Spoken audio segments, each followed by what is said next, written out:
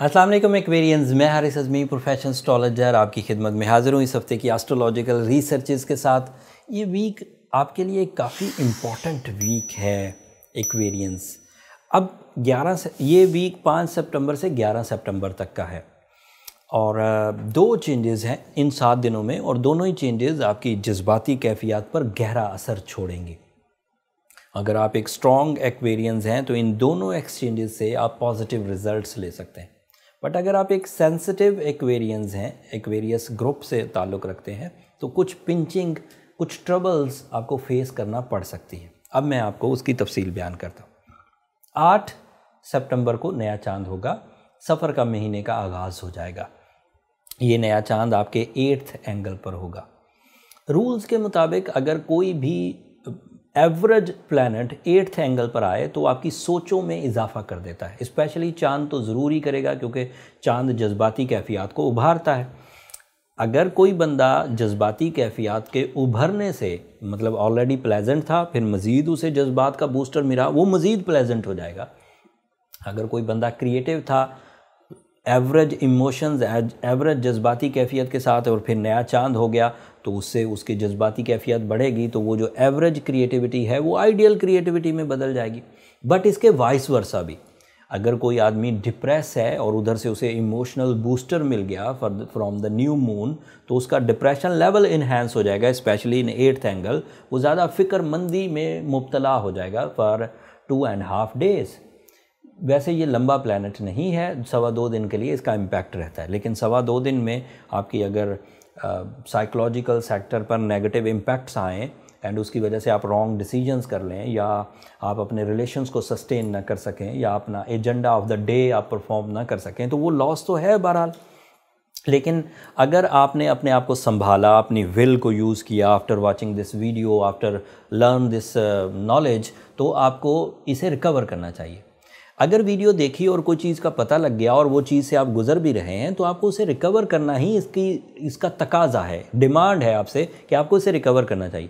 अगर आपको नॉलेज भी है और फिर भी आप परफॉर्म नहीं कर रहे हैं, तो फिर आप बेवकूफ़ी में मुब्तला हैं, और वैसा ना करें तो अच्छा है। As a Aquarian you are a trend setter and you have lot of natural abilities, जिससे आप किसी भी तरह की सिचुएशन से निमटने की सलाहियत रखते हैं। तो ये 2 दिन, 2.25 दिन कोई ज़्यादा इम्पैक्ट नहीं डालेंगे। लेकिन अगर कुछ डिसीजन, कुछ प्रेजेंटेशंस, कुछ प्रपोजल्स या कुछ ऐसे इक़दामात या इवेंट्स आपकी लाइफ में 8 तारीख, 9 तारीख और 10 तारीख सितंबर की आने वाले हैं, तो अपने मूड पर गहरा कंट्रोल हासिल करिए, ताकि आपका मूड इन 8, 9, 10 तारीख को प्रॉब्लमेटिक ना करे। जो मेरे पास दूसरी खबर है वो 11 सितंबर को एक न्यू इवेंट, एक नया मौका आपकी ज़िंदगी में आएगा कि वीनस आपके यहाँ एक नए एंगल पर चला जाएगा। That is 10th angle for the Aquarians. Venus अगर 10th एंगल पर हो एक्वेरियंस के लिए, तो वो स्कॉर्पियो एंगल बनता है। वीनस का 10th एंगल पर आना अच्छा नहीं है एक्वेरियंस के लिए। और प्लैनेट्स आएंगे, मार्स आ जाए या दीगर कोई सन आ जाए, जुपिटर, तो वो अच्छे हैं। बट वीनस अगर 10th एंगल पर आए एक्वेरियंस के लिए तो अच्छा नहीं है। यहाँ पर ये डेबिलिटेटेड होता है, वीक होता है, इनफर्म होता है, मतलब आसान नहीं है। ये 3 वीक्स के लिए यहाँ आता है, साल में एक ही दफ़ा आता है। तो इसकी वजह से जो डील्स बन गई होती हैं उसमें कुछ उतार चढ़ाव आएगा। इसकी वजह से जो रिवॉर्ड्स डिसाइड हो चुके हैं उसको, अगर आपने दूसरों को रिवॉर्ड्स देने हैं तो आपके यहाँ कुछ ट्रबल्स आएंगी। अगर दूसरों ने आपको रिवॉर्ड्स देने हैं तो उनके यहाँ ट्रबल आएगी और ये रिवॉर्ड डिले हो जाएंगे। या इसी तरह के कुछ ऐसे एलिमेंट्स जो कैरियर या ज़रिया मास से रिलेटेड हों, उसमें उतार चढ़ाव, मद्दोजज़र एक्सपेक्टेड है। एंड उस मद्दोजज़र का जो मेन कॉज होगा वो mood and explanations and attachments की कमी होगी। एक दूसरे के साथ सिंसियरिटी, रिस्पॉन्सिबिलिटी, अटैचमेंट, जिसकी वजह से काम आराम से निकल जाया करते थे, अब वो 21 दिन के लिए या 22 दिन के लिए वो कमज़ोर हालत में होंगे।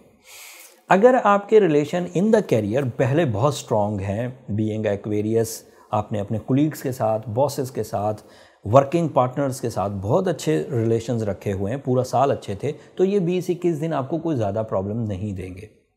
या आपका काम ऐसा है जिसकी महारत आपके पास बहुत है, तो भी ये प्रॉब्लम नहीं देंगे। एंड अदरवाइज भी इसके चांस कम है कि कोई बड़ा डिज़ास्टर आ जाए, क्योंकि आपके लिए मार्स अच्छी पोजीशन पर है, मरकरी अच्छी पोजीशन पर है, एंड सन अच्छी पोजीशन पर है। तो वो जो 3 शॉर्ट टर्म प्लैनेट्स हैं वो बहरहाल सपोर्टिव हैं, लेकिन वीनस का इम्पैक्ट आपके यहाँ कैरियर में, सोर्स ऑफ इनकम में थोड़ा ग्लूमीनेस ला सकता है। अगर आप दीगर सलाहियतों को यूज़ करके इसके नेगेटिव इम्पैक्ट को भगा दें, दूर कर दें, रिपेल कर दें, तो चीज़ें ठीक चलेंगी, specially in your relations and career.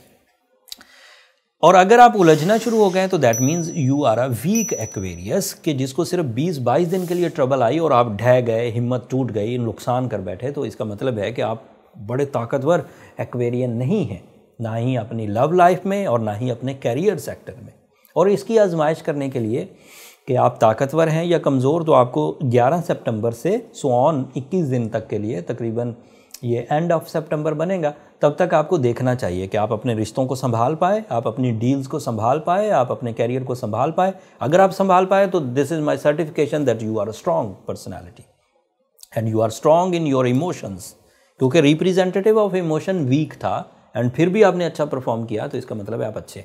But अगर weakness of your love life, weakness of your career I और आप उसमें गिर गए, फंस गए, तो इसका मतलब है आप इस साइड पर तो कम से कम वीक है। फिर कोई और कसौटी आएगी कभी आपके हेल्थ को नापने की, तो उसमें बयान कर दूंगा, बट रिलेशनशिप एंड कैरियर में ये प्रॉब्लम्स आ सकती हैं। आप इसको प्रूव कर दीजिए कि आप एक स्ट्रॉन्ग पर्सनैलिटी हैं। कुछ एवरेज डिफ़िकल्टीज़ अगर आएँ तो सूरह शम्स पढ़ लेने से कवर हो जाएगी। सूरह यासीन की सेकंड लास्ट आयत पढ़ने से, इन्नमा अमरुहु इज़ा अरादा शयअन अन यकूल लहू कुन फयकून, कसरत से पढ़ने से रिकवर हो जाती हैं ये चीज़ें। And as aquarian, tourmaline, blue sapphire, ये जो शार्प स्टोन्स हैं जिनकी रेडिएशन हाई है, ये पहनना आपके लिए मुफीद रहेंगे। ये साइंटिफिक तौर पे इसको कवर कर देगा। बट अगर आपकी उलझन बढ़ रही है और आप उसे रिजॉल्व करना चाहते हैं एंड आपके जो ग्राउंड एफर्ट्स हैं वो नाकाफ़ी साबित हो रहे हैं, तो प्रोफेशनल ओपिनियन के लिए आप इन नंबरों पर रब्ता कर सकते हैं। वहाँ आपकी बर्थ चार्ट कैलकुलेशन से ये बात डायग्नोस हो जाएगी कि प्रॉब्लम कितनी सिवियर है और उसे कैसे रिजॉल्व किया जा सकता है। बट वो फ्री फोरम नहीं है एक्वेरियंस, होपफुली आप अंडरस्टैंड करेंगे। अगले हफ्ते मार्स नाम का एक प्लैनेट है जो इस वक्त सन के साथ अच्छा मिलकर बहुत बड़ा काम कर रहा है, बट अगले हफ्ते वो इंडिविजुअली अलग एंगल पर आपके लिए काम करेगा। वो आपके लिए मुफीद होगा या आपके लिए नेगेटिव इम्पैक्ट डालेगा, वो तफसील 15 सितंबर वाली वीडियो में तफसीलन बयान करूँगा। वीडियो को छोटा करने के लिए मैंने जो दीगर प्लानिटरी पोजीशन थी, जिसमें स्टूडेंट्स के लिए मुझे प्रेडिक्शंस करनी थी, हाउसवाइफ्स के लिए, बिजनेसमैन्स के लिए या दीगर जो एक्वेरियन फील्ड्स हैं उनके लिए, वो मैंने इसमें से छोटा करने के लिए बंद कर दी, क्योंकि वो सब रूटीन पिछले ही हफ्ते वाली चल रही है। अगर आपको उस तरह की कोई चीज़ फाइंड आउट करनी है कि आपके यहाँ लीडरशिप क्वालिटी कितनी है, बिज़नेस अपॉर्चुनिटीज़ कितनी है, एजुकेशनल फैक्टर कितना प्रोडक्टिव है, तो पिछले हफ्ते वाली वीडियो में जो प्रेडिक्शंस एंड एक्सपीरियंसेस शेयर किए गए हैं, इस हफ्ते भी वही चलेंगे। इस हफ्ते जो नई तब्दीलियां थी वो नया चांद और वीनस की पोजीशन का बदलना था, वो मैंने आपके सामने शेयर कर दिया। अगर ये कोशिश, अगर ये रिसर्च वर्क, अगर ये शेयर करना आपको अच्छा लगा हो तो अपनी दुआओं में मुझे और मेरी टीम को ज़रूर याद रखिएगा। एक्वेरियंस मैं हमेशा ही एलानिया तौर पर पूरे वर्ल्ड फोरम के सामने ये कहता हूँ, आपकी दुआएं मेरे लिए इस दुनिया और आखिरत का कीमती तरीन सरमाया है। चैनल को भी ज़रूर सब्सक्राइब कर लीजिएगा। आपकी सब्सक्रिप्शन बहरहाल प्रोफेशनली हमारी हौसला अफजाई की वजह बनती है। अगले हफ्ते दोबारा आपकी खिदमत में हाज़िर होऊंगा, तब तक के लिए अल्लाह ने के बाद।